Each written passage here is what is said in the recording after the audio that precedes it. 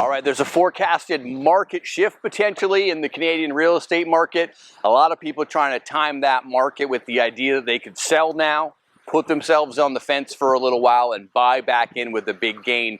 Timing a market can make a lot of sense when you're dealing with stocks, when you're dealing with cryptocurrencies. Why? Because if it doesn't work out, you take the hit and you walk away. Chalk it up as a loss, move on, and rebuild. But when it comes to your family home, we don't really have the option to walk away. We need somewhere to live. We have to house ourselves somewhere, and so there's a cost attached to that. And so if we start to try to time the market with our family home, we have to be extremely careful, because if we're wrong and the market continues to go up instead of go down, even if it stays the same, you're losing spending power in what you're spending each month on rent, which isn't going to your principal. And if the market goes up instead of going down, you actually might get excluded from participating in the Canadian real estate market. You could end up renting for the rest of your life as a cost to missing the prediction of things going up or things going down.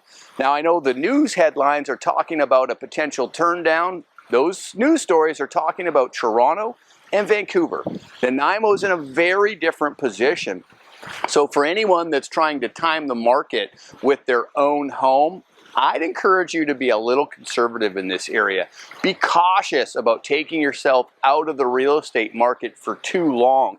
If you're being told with certainty that the market's going to go down and now's a great time to sell and put yourself on the fence, I would encourage you to get a second opinion, okay? Not everyone agrees that the market is going to go down, and trying to time the market with your family's home can have some very unforeseen circumstances.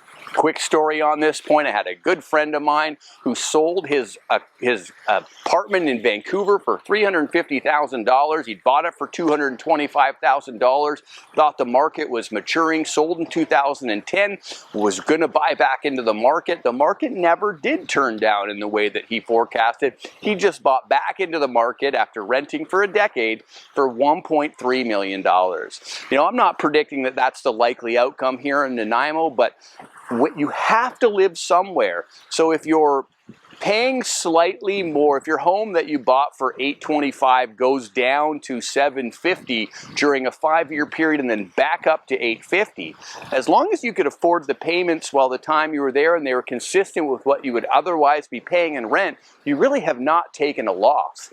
And you haven't gotten out of the market. You've maintained your position in the market, and as things start to rise, after they often do as a cool down, you are in position to make equity gains for you and your family.